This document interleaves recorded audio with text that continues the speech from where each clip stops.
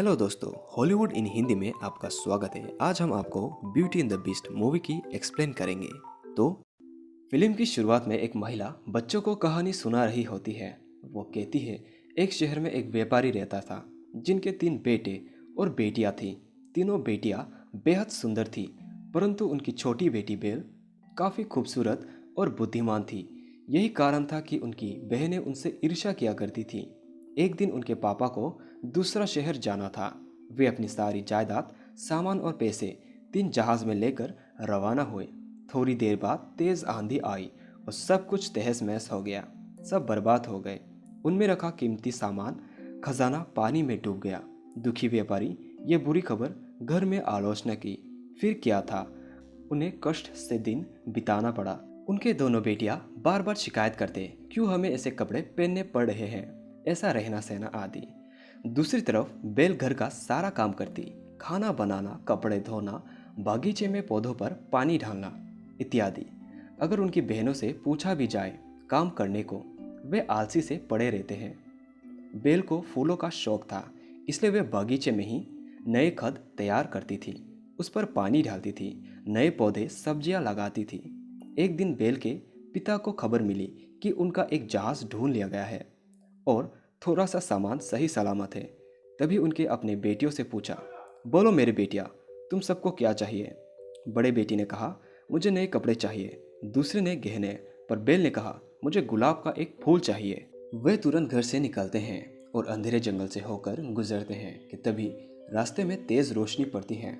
वे वहां जाते हैं तो उन्हें एक पुरानी महल दिखती है जिसकी गेट सोने की बनी होती है।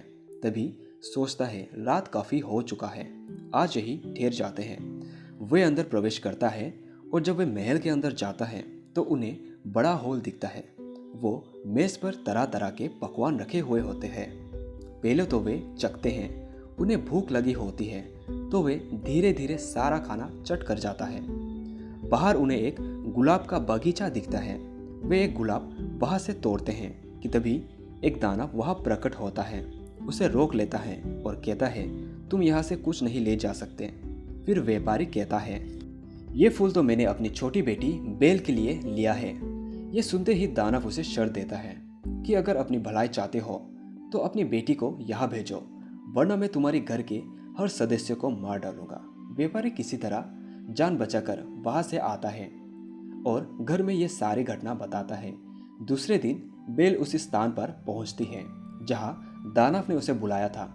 महल के अंदर मूर्ति को स्पर्श करती है, फिर तालाब में हाथ डालती है तो एक नया चमक उसके हाथ में आता है।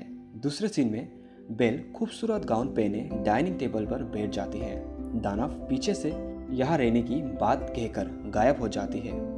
रात हो जाती है और बेल बिस्तर पर सोने लगती है।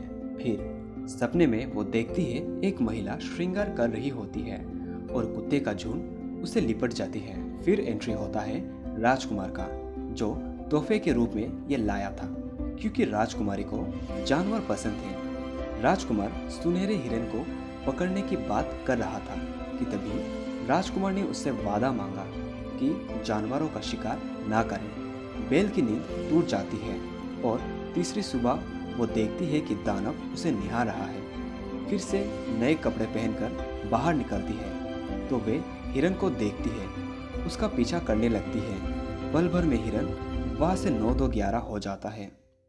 गुलाब की पंखुड़ियां जमीन में गिरती हैं और एक तरफ उसे औरत की मूर्ति दिखाई देती है। वो समझ जाती है कि सालों पहले ये महिला भी इसी श्रापित महल में रहा करती थी। शाम होती ही बेल दानव के पास पहुंच जाती है और बार बार उसे नोटिस कर रही होती है। दानव उसे चुपचाप खाना खाने के लिए कहता है और बेल जब कैदी की तरह रहने वाली टिप्पणी करती है तो दानव उसे पूछता है, तुम्हें कौन सी बात अच्छी नहीं लगती? बेल कहती है, मेरी इच्छाएं तुम जैसे दानव से पूरी नहीं हो सकती। इसके बाद दानव क्रोधित होकर चला जाता है। अगले सीन में बेल को बिस्तर पर खुद जैसी बनावट वाली गुड़िया मिलती है जो उन अजीब जानवर ने बनाया था। हंसकर सो जाती है। फिर वो महिला उससे सपने में आती है। वे राजकुमार के साथ डांस करती है और चारों तरफ से तालियां बजती हैं। चौथे दिन बेल महल की गलियों में घूमकर वहां की राज जानना चाहता है। वे अजीब से जानवर उसका पीछा कर रहा होता है। उसे सामने आने से डर रहा था। बेल हंसने लगती है और शाम को हॉल में मौजूद हो रहती है। फिर दानव से सौदा करती है। मुझे अपनी परिवार वालों से मिलना है। दानव बोलता है, बदले में क्या मिलेगा? बेल डांस का प्रस्ताव देती है। दोनों डांस कर रहे होते हैं कि दानव को अतीत का दिन याद आ जाता है और बीच में बेल से कहता है, मुझसे शादी करोगे? डांस वहाँ रुक जाता है और वादे के मुताबिक बेल घर वापस जाने की जिद करती है। बेल उसे बुरा भला कह देती है और दानव गुस्सा से मूर्ति को टेरिस में लेकर निचोड़ रहा होता है। बेल सारा सीन देख रही होती है और तेजी से स्नो के पहाड़ पर गिर पड़ती है। दानव किस करने वाला होता ही है कि बेल पानी में डूब जाती है, लेकिन दानव उसे बचा लेता है और सुबह बेल को घर जाने की अनुमति दे देता है। घर में दोनों बहनें से मिलती है, मजाक करती हैं और पापा जब बीमार पड़े हैं सुनती है तो उससे मिलने जाती है और शीशे में रखी पानी का हर बूंद पिला देती है। फिर उन्हें होश आता है और तीनों बेटियां उन्हें सीने से लगा लेता है।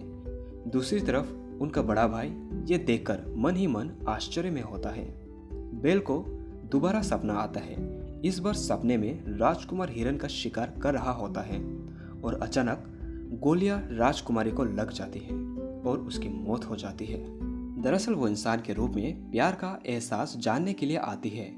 आसमान का देवता राजकुमार को दानव बनाने का श्राप देता है और श्राप से छुटकारा तभी मिलेगा जब कोई लड़की उससे प्यार करेगी। अगले सीन में दुश्मनों का फौज महल को कब्जा करने आता है। महल के हर चीज को तोड़ फोड़ देता है और जेम्स निकाल लेता है। दानव गुस्से से देख रहा होता है और बड़ी बड़ी मूर्तियों से उन पर हमला कर देती है। दुश्मन अपना गोली चला देता है, लेकिन मूर्तियां वापस जुड़कर उनको चकमा दे देता है और कुछ लोगों को मार देता है। जब दानव बेल के भाई को मार रहा होता है तभी बेल सामने आ जाता है और मारने से रोकता है। दूसरी तरफ दुश्मन उस पर तीर चला देता है।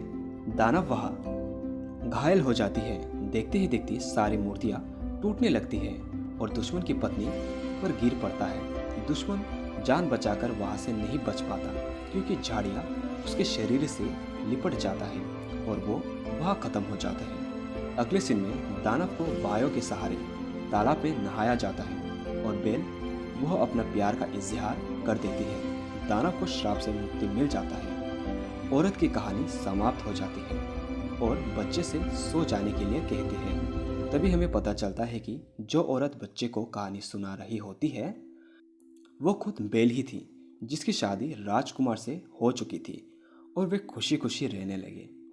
फिल्म यही समाप्त हो जाती है। अगर आपको ऐसी ही और मूवी के बारे में एक्सप्लेन सुननी है तो हमारे चैनल को सब्सक्राइब करें।